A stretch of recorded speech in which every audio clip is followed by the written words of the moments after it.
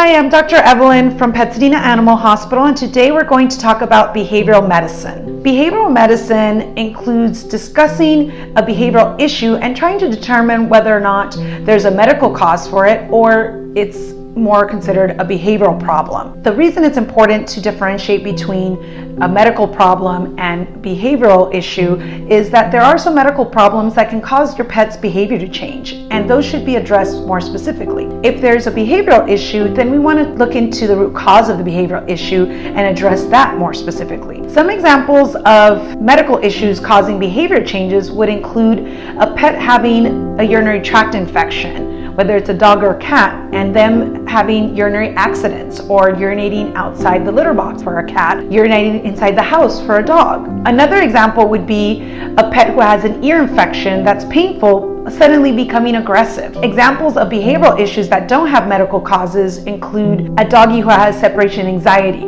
that gets very anxious and distressed when their owner leaves them alone, and maybe even starts to bite themselves, chew on themselves, cause self-mutilation, or maybe starts to destroy things around the house.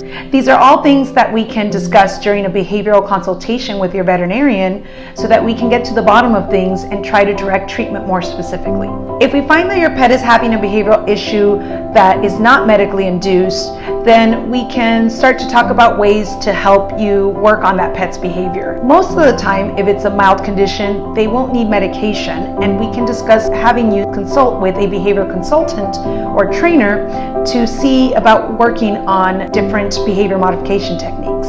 In more serious cases of behavioral issues, we may need medication to help us with behavior modification technique practices. Typically, your regular veterinarian can give you advice on that and maybe give you some techniques to follow. In the severe cases, we may have to refer you to a veterinary behaviorist. Now, most people have heard of trainers, behavior consultants, but a lot of people haven't heard about veterinary behaviorists and don't know the difference. A veterinary behaviorist is a veterinarian who is gone through their veterinary medical training, but they've also endured an additional 3 years of intensive training on animal behavior. They are more equipped at handling severe cases, especially cases that need medications, maybe multiple medications at times. Veterinary behaviorists are also called to help owners with pets with behavior issues, where they have worked with multiple behavior consultants or trainers and have been unable to get the results that they need to make sure that the pet's behavior